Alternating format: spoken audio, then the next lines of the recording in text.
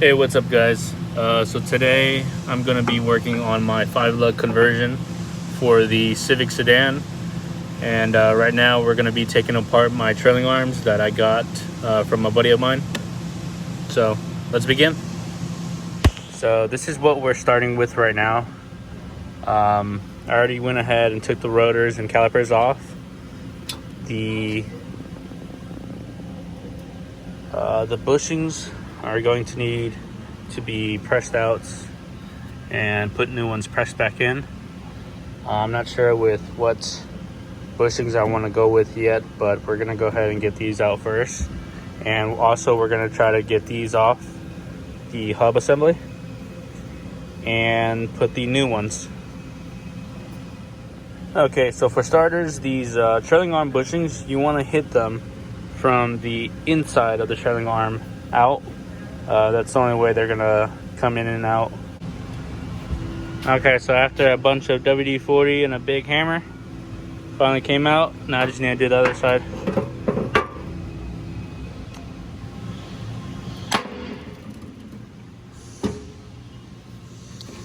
So when you get these out, these things are tapered, and the wider side is going to be on the outside, but for sure the longer side is going to be on the inside, and the shorter side is going to be on the outside. Also, depending on if your car is lowered or not, you're going to want to tilt the angle of the bushing. For my car, it's going to be just, normal ride height, so it's going to be straight like this. So we just got this axle nut cover off, and now we need to take off this 32 millimeter, I believe. So just to let you know, you want to be able to put this one back on. Just look at the difference between this one and this one. This one's probably going to be a lot easier to take off than this one. Plus the, just the longevity of the life as well. Not to mention this is pretty hard to spin. This one, however, is pretty easy.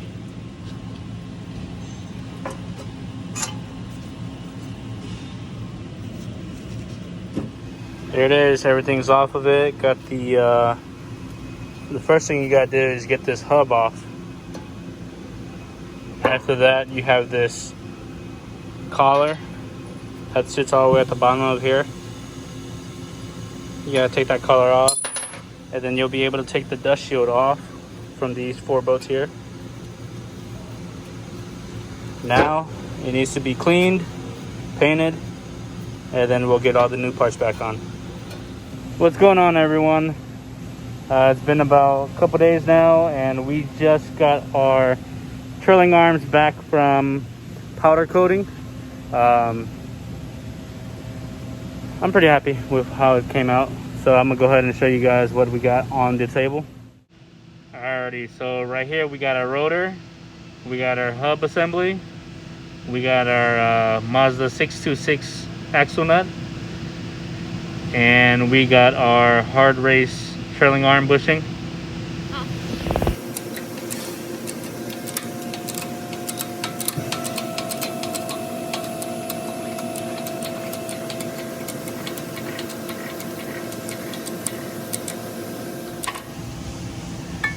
When you press these in, you want to get these bushings flush with the height of the trailing arm.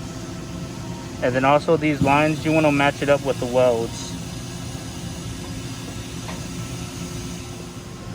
Now we're just greasing up the hub, the axle shaft. Put the hub on.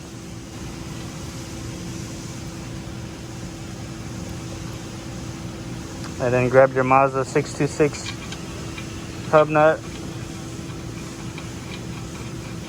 And that's it. Make sure you guys get this 626 hub nut as well. If you use the OEM one, you won't get enough threads onto the onto there. Just for a safety precaution, we went ahead and put some yellow marker on there. That way we know if it backs out, or if it moves, it's backing out.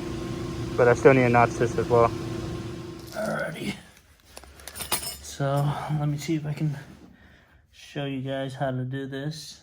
You're gonna want to get a screwdriver or something to get the spring loose.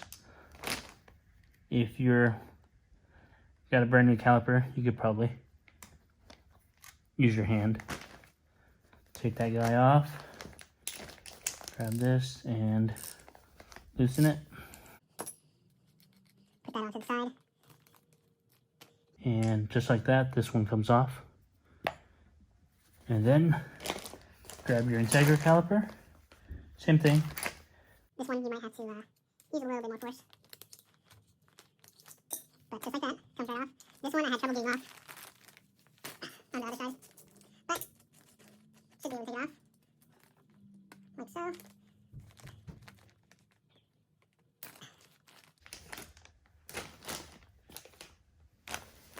Then you'll just throw this bracket onto the RSX caliper. I guess you just gotta finesse it in there. So you got your lock washer, your nut, put that back on.